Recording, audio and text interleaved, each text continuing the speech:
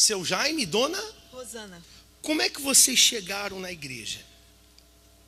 Pastor, nós viemos de outra denominação. Chegamos com a cabeça do jeito que aprendemos lá.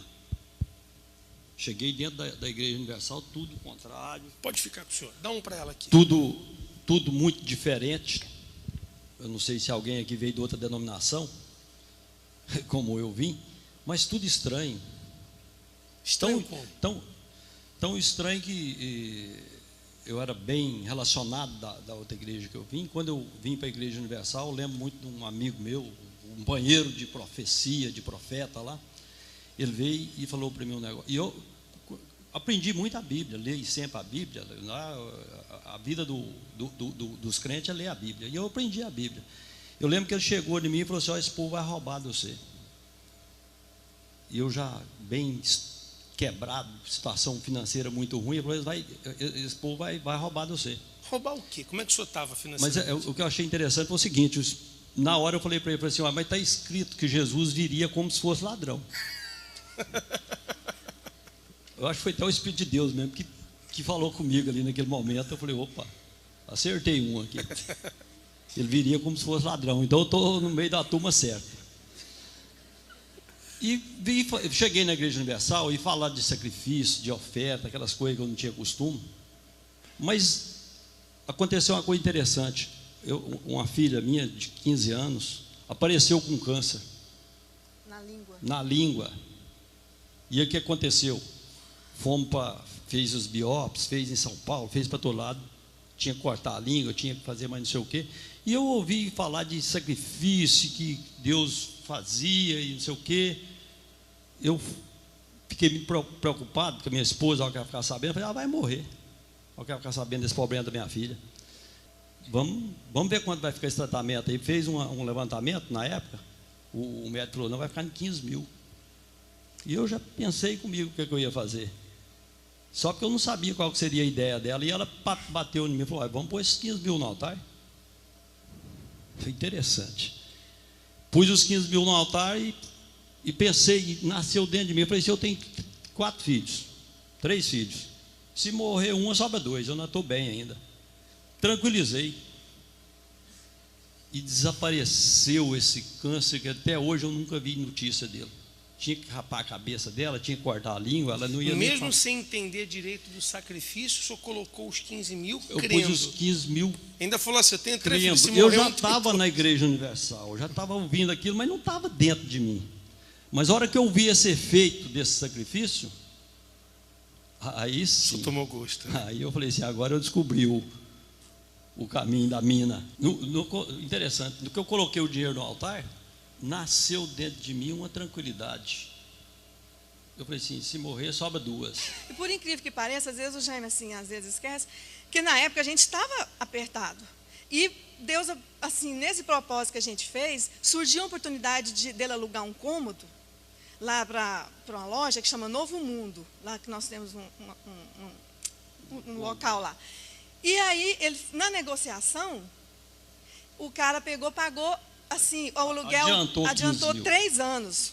Um negócio assim de aluguel. O Jaime falou assim: tá aqui, o propósito nosso, que a gente vai colocar no altar. E estavam apertados? Estavam apertados. Foi tudo para o altar? Tudo para o altar. Nós pegamos um pacotão assim e colocamos no altar, em dinheiro vivo, em espécie. Eu falo para meus amigos lá, que nós moramos numa cidade pequena, a igreja bem, umas 100 pessoas.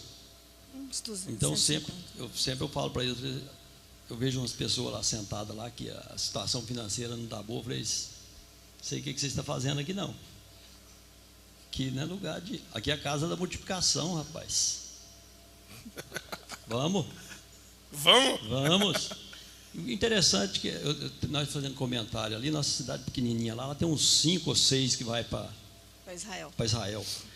Mas nasceu tudo dessas conversas nossas lá, desses testemunhos meu aqui, conversando pessoalmente, às vezes. O último sacrifício do senhor foi quanto? O último foi 1.107.000. 1.107.000. E o anterior a esse? 1.100.000, eu acrescentei só 7 no passado. E o anterior? Deve ter sido 1.050.000. Quer dizer, já faz aí algumas fogueiras santas que o senhor não coloca menos de 1 milhão. Já faz. O filho do senhor foi para Israel também. Foi. Meu filho foi para Israel Mas e vai agora de Vai novo. agora? Vai. Mas porque o senhor fez um voto para ele ir? Não, ele mesmo por conta dele. Voto dele. Todos eles sacrificaram, a minha outra menina sacrificou a motinha que ganhou de 15 anos e nunca pararam. Tanto que todos cursaram em faculdade na UNB de Brasília, que não era fácil, então tudo com sacrifício, todos formados. Os três foram A caçula agora, essa inclusive, que teve o câncer na língua, hoje é doutora, é dentista, trata da boca dos outros, é uma menina linda, já tem uns 10 anos isso, mais ou menos, que ela está com hoje 24 anos, ela tinha uns 15, mais ou menos 8 anos. A senhora comentou que o filho da senhora comprou um avião? É, comprou um avião. Olha, só para você ter ideia, pastor, tem 3 anos que meu filho formou. Tem 3 anos só que ele está engajado nessa parte de construção junto com o pai dele.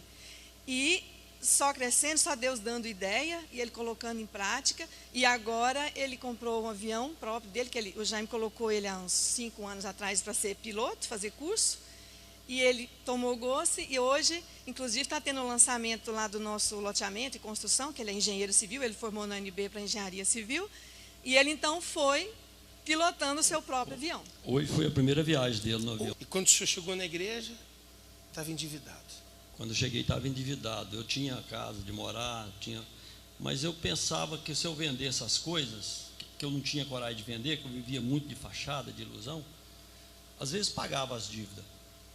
Mas era uma coisa muito fraca, muito negativa. Hoje, o que o altar pede para o senhor sacrifica. O pastor, eu digo sempre para os amigos, para assim, olha, se eu tivesse feito o sacrifício mesmo desde o começo, de verdade, a coisa seria muito diferente hoje. Eu estaria bem maior.